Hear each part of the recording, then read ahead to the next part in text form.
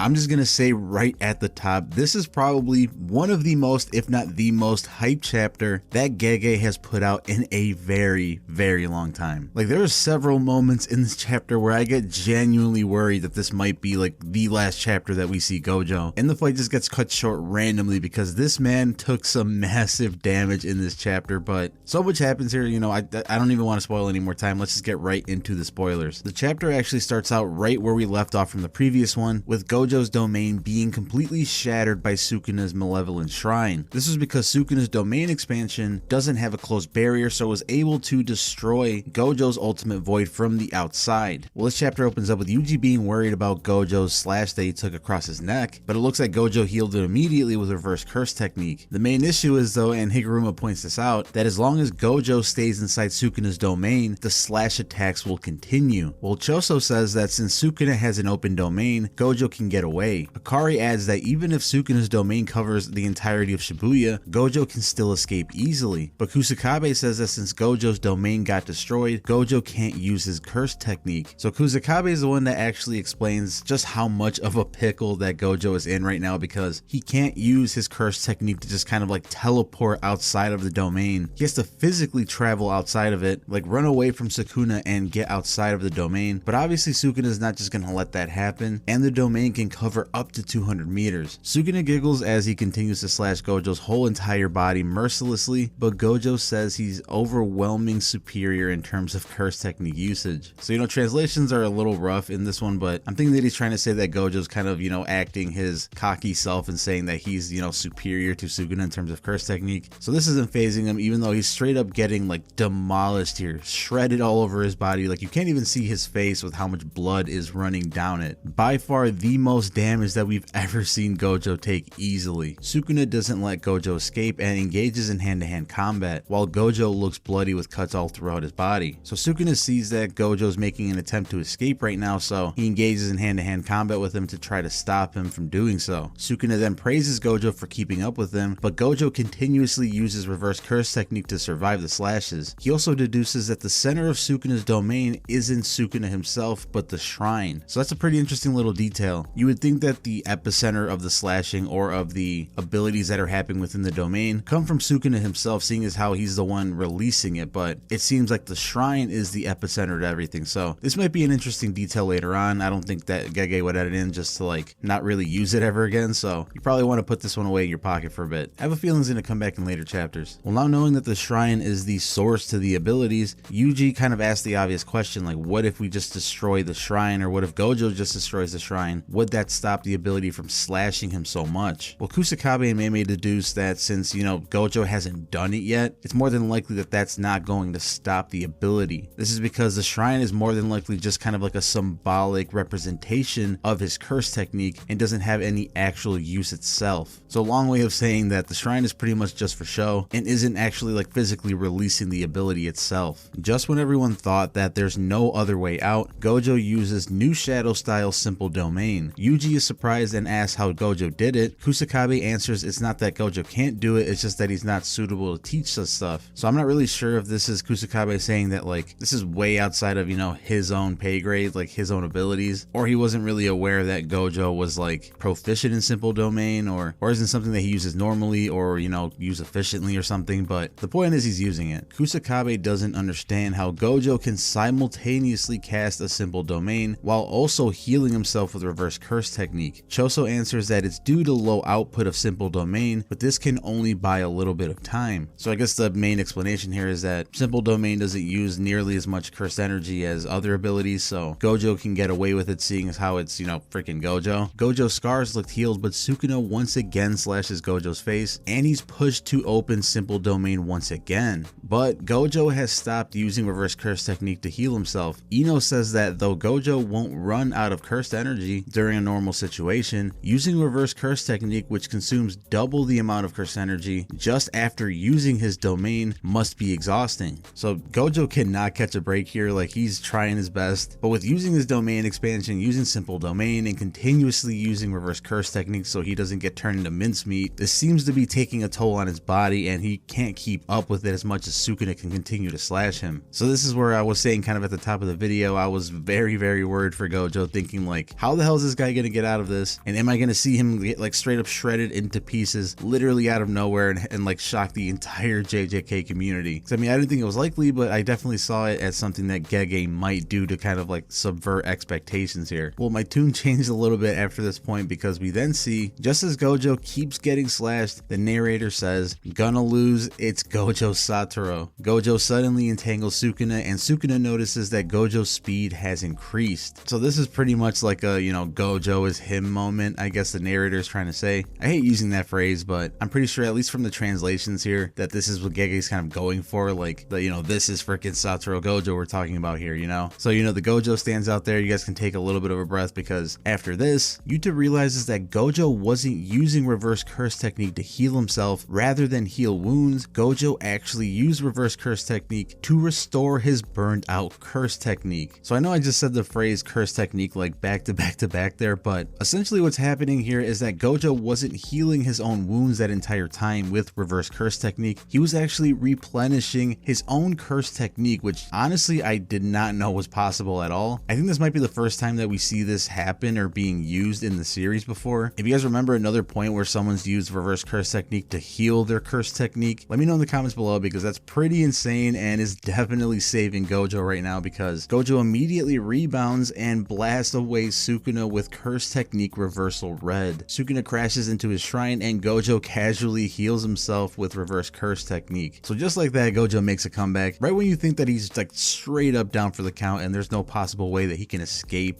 from Sukuna's domain. He pulls out some nutty stuff like this, and just as the editor's comment mentions in this one, common sense won't prevail in the battle of the strongest, meaning like literally anything could happen. Regular rules do not apply to these two. We're probably going to be seeing a lot of different new uses of cursed energy and cursed techniques that we never thought were possible before, just because these guys are such juggernauts and so insanely above everybody else. Man, Sukuna put in work in this chapter. Gojo definitely put in work in this chapter. I just overall loved the battle sequences in this one, and I love how this chapter ended with like Gojo and Sukuna approaching equal footing again. It seems like this was definitely a chapter where Sukuna was taking the W for the majority of it, but who knows what's going to happen in the next one. I honestly can't even guess if this is going to be like a Gojo chapter coming up, or if Sukuna is just going to get the upper hand again. Either way, this is an amazing chapter, and I definitely want to know what you guys think about the spoilers today, so let me know in the comments below, and make sure to subscribe, because I will be posting a chapter review probably within a day or two. So, you know, make sure to turn those notifications on if you enjoy that stuff. That does it for this one though, guys. Have an absolutely wonderful night or morning, whatever, and I'll see you in the next one.